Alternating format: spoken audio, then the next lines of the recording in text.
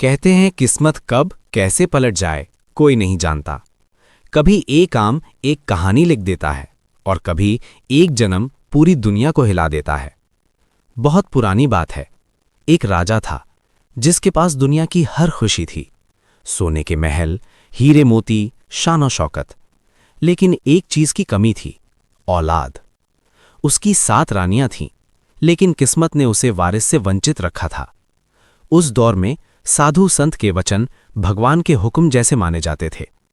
इसी आस में एक दिन राजा एक महान संत के पास गया।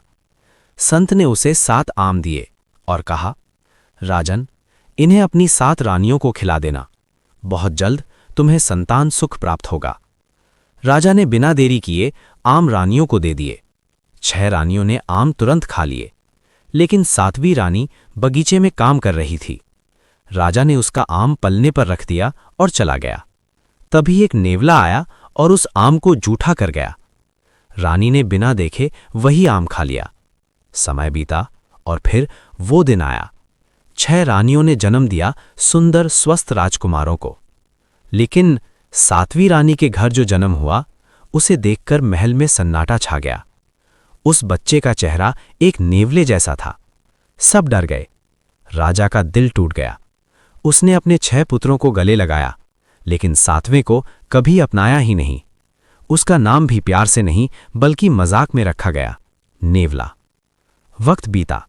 6 राजकुमारों को शिक्षा मिली, प्यार मिला, सम्मान मिला, लेकिन नेवला, ना उसे पढ़ाया गया, ना महल से बाहर जाने दिया गया।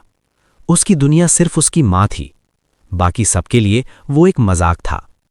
फिर एक दिन राजा ने अपने 6 पुत्रों की बुद्धि परखने के लिए उन्हें दूसरे देश व्यापार के लिए भेजने का फैसला किया। ये सुनकर नेवला भी अपनी मां के पास गया। और मां, मैं भी जाऊंगा अपने भाइयों के साथ। मां रो पड़ी। बेटा, तू अनपढ़ है, तुझे कुछ नहीं आता, तू कैसे संभालेगा दुनिया को? लेकिन इस बार नेवला नहीं रुका। मां, मुझे भी कुछ करना है, मैं भी अपनी पहचान बनाना चाहता हूं। आखिरकार वो अपने भाइयों के साथ समुद्री जहाज पर चढ़ गया।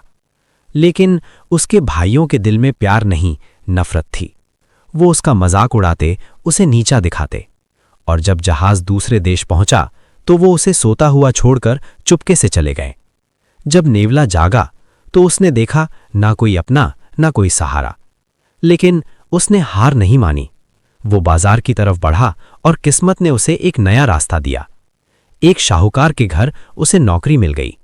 नेवले ने अपनी मेहनत, ईमानदारी और लगन से काम किया। इतना कि शाहूकार उससे बहुत खुश हो गया और एक दिन बोला, मांग, तुझे क्या चाहिए? नेवले ने कहा, मुझे मेरी मेहनत का फल दे दीजिए और साथ में एक गधी। शाहूकार हैरान रह गया, ये क्या मांगा तूने? लेकिन नेवला अपनी बात पर टिका रहा और उसे मिल गई उसकी मेहनत की कमाई और एक गधी। रास्ते में नेवले ने 2 बोरियां ली, उनमें मिट्टी भरी और गधी पर रख दी।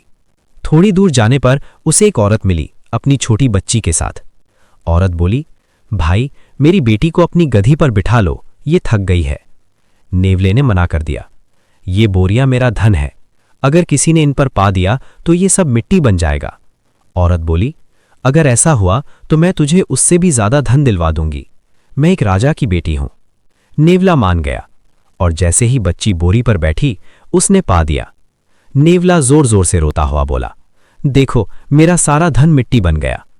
औरत उसे अपने पिता के पास ले गई और वादा निभाया। राजा ने उसकी बोरियां मिट्टी से भी ज्यादा धन से भर दी। नेवले ने वो धन लिया और सब कुछ अपनी गधी को खिला दिया। और फिर अपनी मेहनत की कमाई और अपनी गधी के साथ नेवला वापस अपने घर लौटने के लिए जहाज पर चढ़ गया। संयोग देखिए, उसी जहाज पर उसके भाई भी वापस लौट रहे थे, लेकिन फर्क साफ था। वो सब शानो शौकत में डूबे हुए थे, घोड़ों पर सवार, कीमती सामान और धन के साथ। और एक तरफ फटे पुराने कपड़ों में एक साधारण सा नेवला और उसकी गधी। जैसे ही भाइयों की नजर उस पर पड़ी, वो जोर जोर से हंसने लगे। अरे देखो, ये भी आ गया अपनी गधी लेकर। उनका मजाक, उनकी हंसी, सब कुछ नेवले ने चुपचाप सह लिया। फिर उसने धीरे से कहा, तुम लोग तो घोड़ों पर हो, जल्दी घर पहुंच जाओगे। मैं तो अपनी गधी के साथ धीरे धीरे आऊंगा। बस मेरी माँ से कहना एक छंटा और एक कढ़ा तैयार रखे। ये सुनकर भाई और भी जोर से हंस पड़े। कढ़ा? उसमें पानी भरकर डूब मरने का इरादा है क्या? और हंसते हुए वो आगे निकल गए। कुछ ही समय में वो घर पहुंच गए और नेवले का संदेश उसकी माँ तक पहुंचा दिया। थोड़ी देर बाद नेवला भी घर पहुंच गया।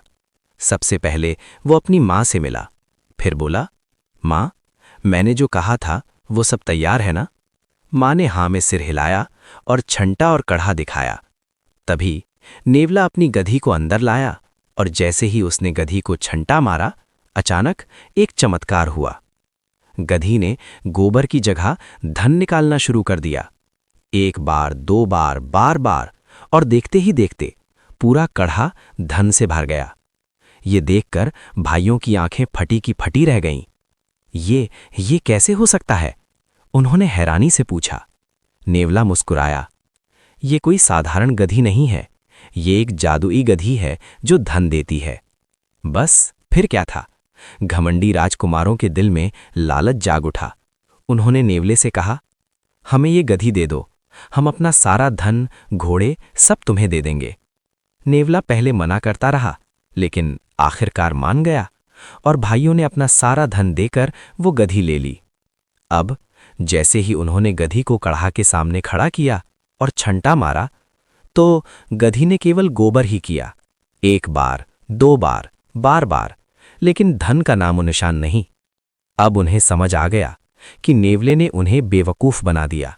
गुस्से में अंधे होकर उस रात उन्होंने नेवले को पकड़ लिया, उसके हाथ पैर बांधे और समुद्र में फेंक दिया। लेकिन कहते हैं ना, जिसकी किस्मत मजबूत हो उसे मौत भी छू नहीं सकती। नेवला समुद्र में डूबा नहीं, बल्कि मछुआरों के जाल में फंस गया और वो जाल उसे किनारे तक ले आया। जब उसने आंखें खोलीं तो देखा किनारे पर ढेर सारी भेड़ें, बकरियां और भैंसें चर रही थीं।